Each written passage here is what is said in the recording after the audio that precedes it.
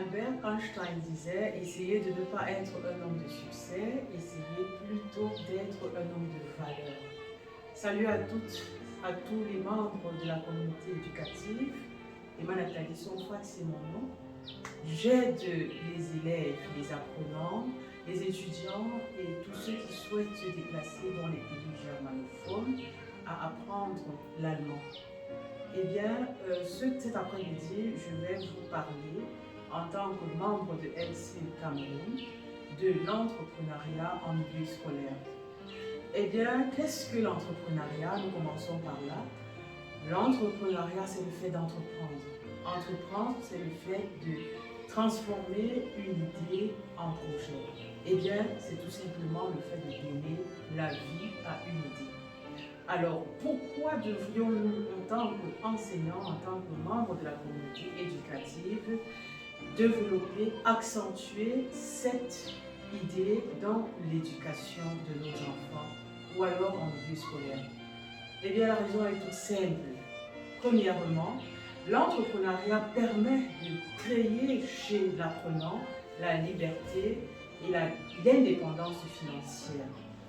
Un élève qui a appris par exemple au cours d'une leçon comment fabriquer des fleurs en papier ou encore des menthols ou encore un pot de fleurs en béton comme celui-ci ou encore une bougie ou même un gel hydroalcoolique ou encore du savon peut facilement gagner de l'argent le week-end pour son argent de poche et même pour son transport. C'est l'exemple de cette élève que j'avais en terminale allemand l'année passée qui fabriquait elle-même son savon et allait le vendre le dimanche au marché de Ponto. Alors, elle avait facilement son argent de beignet et elle n'avait plus à demander chaque matin 100 francs à papa ou à maman pour son gagne-pain. Eh bien, deuxièmement, nous pouvons avoir la socialisation de l'apprenant, le sens de l'organisation, la discipline. Voilà des valeurs, comme dit Einstein, qu'on peut créer chez l'apprenant à travers ces multiples projets.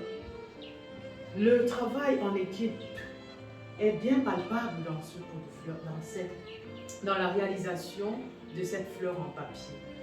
Et là, nous pouvons appliquer la Station Lernen en allemand, c'est-à-dire le travail en station.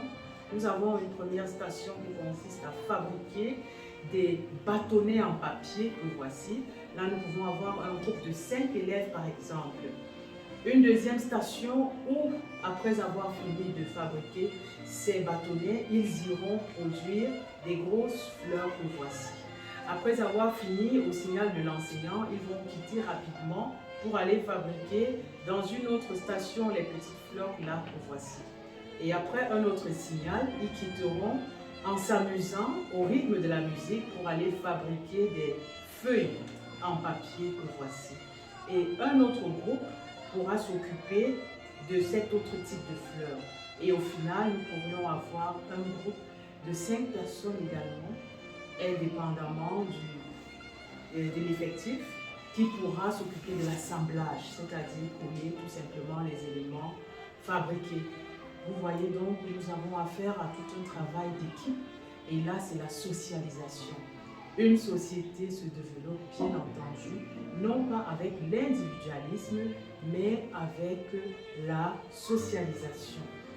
Eh bien, comme autre avantage, nous avons la créativité. Figurez-vous que j'ai appris à mes apprenants le travail des fleurs en papier, mais il se trouve que beaucoup parmi eux ont créé d'autres fleurs auxquelles je ne m'attendais pas. C'était tout simplement waouh! Et par ailleurs, nous avons le développement de la passion.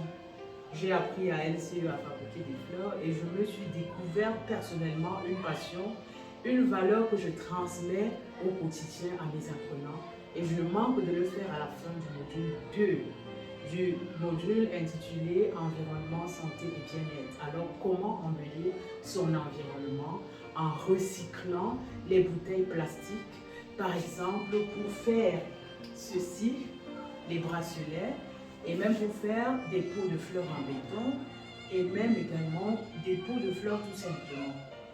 Alors, nous avons en dehors de cette passion une cinquième valeur que nous pouvons transmettre aux enfants. Il s'agit de développer des valeurs autres que celles que nous avons citées, des valeurs sociales par exemple, pour améliorer la vie plus tard. Voilà, chers membres de la communauté éducative, ce que j'avais à partager avec vous cet après-midi en ce qui concerne l'entrepreneuriat en milieu scolaire. Et vous, que pensez-vous? Quels sont les avantages de l'entrepreneuriat en milieu scolaire? Je vous remercie et à nous revoir très bientôt dans une nouvelle vidéo de LC Talk. Merci.